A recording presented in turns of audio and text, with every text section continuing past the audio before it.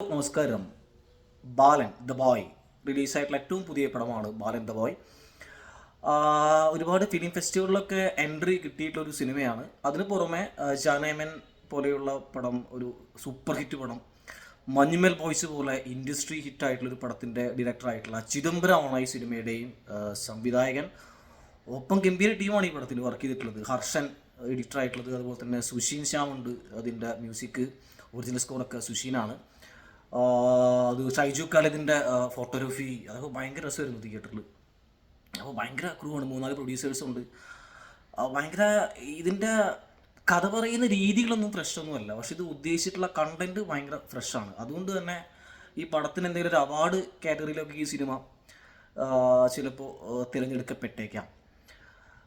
ഒരു ഒരു ഒരു കുട്ടി, ഒരു അമ്മ, അവർ തമ്മിലുള്ളൊരു ഒരു ഒരു ബോണ്ട്, അവർ തമ്മിലുള്ളൊരു അവരുടെ ലൈഫ്, ഒരുപാട് സ്ട്രഗിൾ ചെയ്യുന്ന ഒരു ഫാമിലി.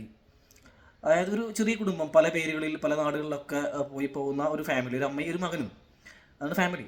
അപ്പോൾ ഇവർ സമൂഹത്തിൽ നേരിടേണ്ടി വരുന്ന, നമ്മൾ സ്ഥിരം കാണാറുള്ള പല പരിപാടികളുണ്ടല്ലോ, ആ ഒരു ബേസിൽ ഒരു ജെൻഡർ പൊളിറ്റിക്സ് ഇതിൽ ചിദംബരം പറഞ്ഞിട്ടുണ്ട്, ജിത്തു മാധവൻ എഴുതി വെച്ചിട്ടുണ്ട്.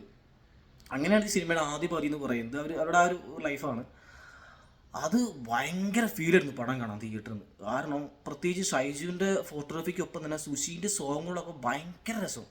ഫസ്റ്റ് പാട്ട് അതെനിക്ക് പാടിയ സുഷീനാന്ന് തോന്നുന്നു. സുഷീൻ പാടിയിരുന്നില്ല, അത് ബാസിയെ കൊണ്ട് പാടിക്കുക, ബാസി പാടട്ടെ. ശ്രീനാഥ് ബാസിയുടെ വോയിസിന് പറ്റിയ ലിറിക്സ് അത്. എങ്കിലും ആ സോങ് അടിപൊളിയാണ്. പക്ഷെ ബാസി പാടിയിരുന്നെങ്കിൽ ഒന്നുകൂടി കിടിലൻ സോങ് ആയിരുന്നു. അങ്ങനെ 2-3 സോങ്സൊക്കെ കഴിഞ്ഞ് പോകുന്ന, 2 സോങ്സ് കഴിയുന്ന ആദ്യ പകുതി ഭയങ്കര ഫീലാണ് പടം കാണാൻ. ഭയങ്കര ക്രാഫ്റ്റ്, ഒരു സിംബോളിക്കായിട്ടുള്ള ഒരു റൈറ്റിങ്ങിൻ്റെ ഒപ്പം തന്നെ ഒരു ചിദംബരത്തിൻ്റെ ഒരു പടത്തിൻ്റെ ഒരു മേക്കിംഗ് ശൈലിയുള്ളൂ. ജാനേമയിലൊക്കെ നമ്മൾ കണ്ടിട്ടില്ലേ, ആ ഒരു മൂഡ് പിടിച്ചുകൊണ്ടുള്ള മേക്കിംഗ് ആണ്.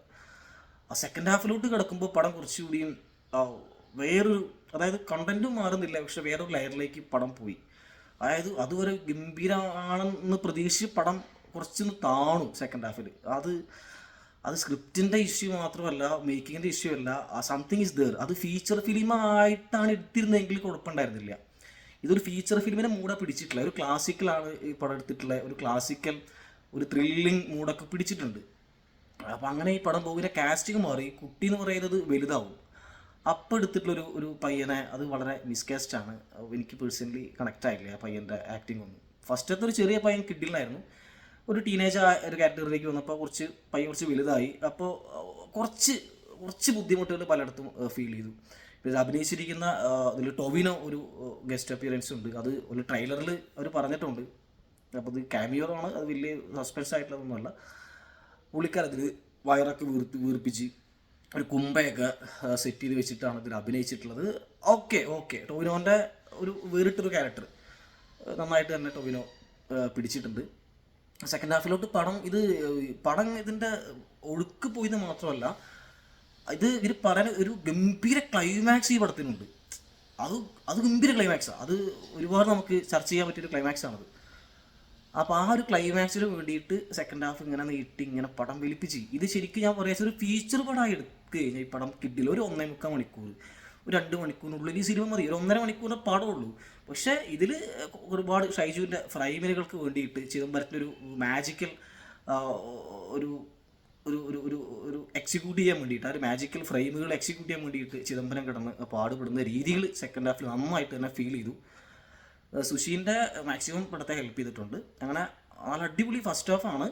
ഒരു ഭയങ്കര ഒരു സുഖമില്ലാത്ത സെക്കൻഡ് ഹാഫ്. നല്ലൊരു ക്ലൈമാക്സ് പടത്തിലുണ്ട്. പക്ഷെ ഇത് എല്ലാവർക്കും ഈ പടം ഇഷ്ടപ്പെടില്ല. കൊമേഴ്ഷ്യലി ഈ പടം സക്സസ് ആകുമെന്ന് യാതൊരു ഉറപ്പില്ല.